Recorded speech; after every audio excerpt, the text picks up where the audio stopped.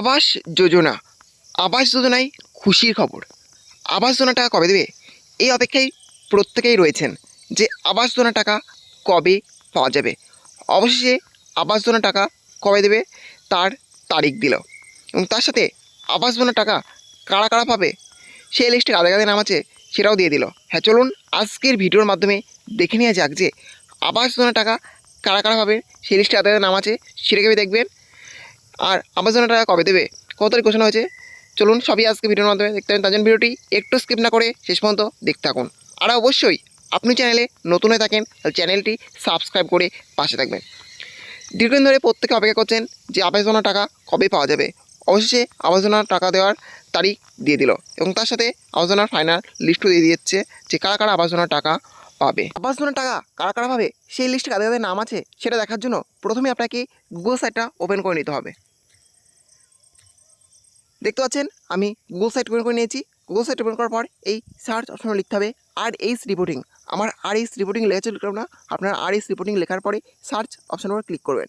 Click করার দেখবেন আবারও এরকম একটা পেজ খুলে যাবে। তারপরে আবারও নিচের দিকে চলে আসবেন। নিচের দিকে আসার পর দেখবেন লেখা আছে PMAYZ রিপোর্ট। নিচে দেওয়া আছে F.6 FTO ট্রানজ্যাকশন সামারি। এই অপশনের উপর ক্লিক করবেন। ক্লিক করার দেখবেন আবারও এরকম একটা পেজ খুলে যাবে। তারপর দেখবেন আবার অনেকগুলি অপশান চলে এসছে। প্রথমে আছে হোম, তারপর আছে about us, stakeholders, guidelines, এভাবে অনেকগুলো অপশান আছে। প্রথমে যে অপশানটা আছে হোম, এই হোম অপশানের উপরে ক্লিক করবেন। হোম অপশান পর ক্লিক করার পর দেখবেন আবারও এরকম একটা পেজ খুলে যাবে। তারপরে আবারও নিচে দিকে চলে আসবেন। নিচে দিয়ে আসার পর দেখবেন আবারও অনেকগুলি অপশান চলে এসছে।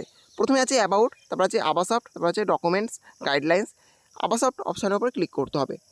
আবাসফট অপশানে ক্লিক করার পর দেখবেন আবারও এরকম অপশান চলে আসবে। প্রথমে আছে ডাটা এন্ট্রি, তারপর আছে রিপোর্ট, তারপর আছে FTO ট্র্যাকিং, ই পেমেন্ট। এখান থেকে আপনি রিপোর্ট অপশানের উপর ক্লিক করবেন।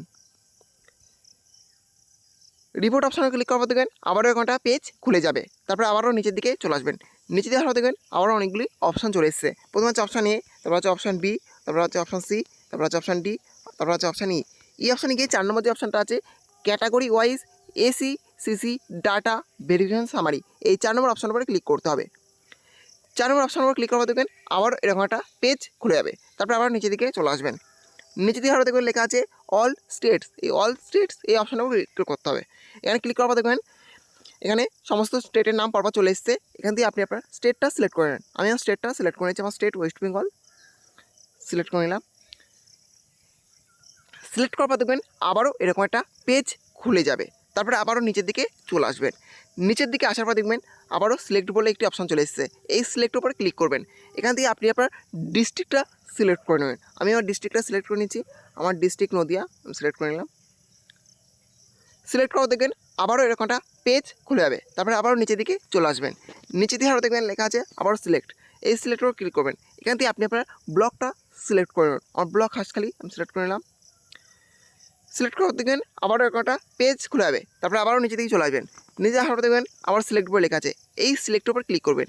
এখান থেকে আপনি আপনার পঞ্চায়েত বা জিপিটা সিলেক্ট করবেন। আমার পঞ্চায়েত বা জিপি দক্ষিণপাড়া 1 আমি সিলেক্ট করে নিলাম।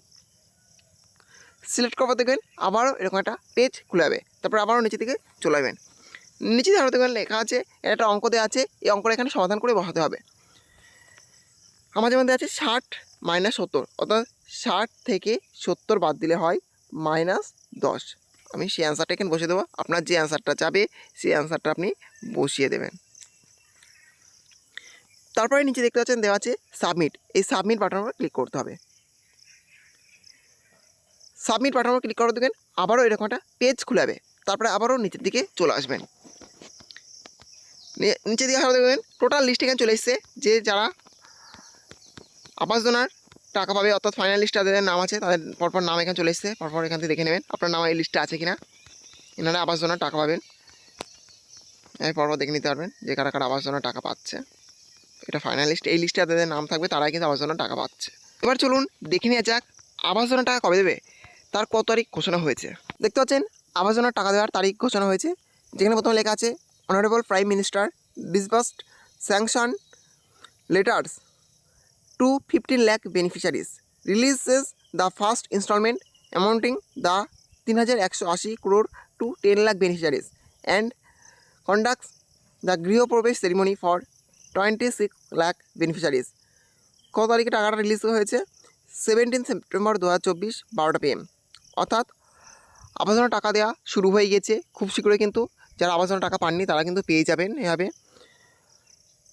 17 সেপ্টেম্বর কিন্তু এই টাকাটা রিলিজ করা হয়েছে। এখন অপেক্ষা যে এখনও পর্যন্ত যারা টাকা পাননি তারা সেই টাকা কয় পাবেন। আশা করা যাচ্ছে খুব শীঘ্রই সেই টাকা পেয়ে যাবেন। এই ছিল আজকের আপডেট।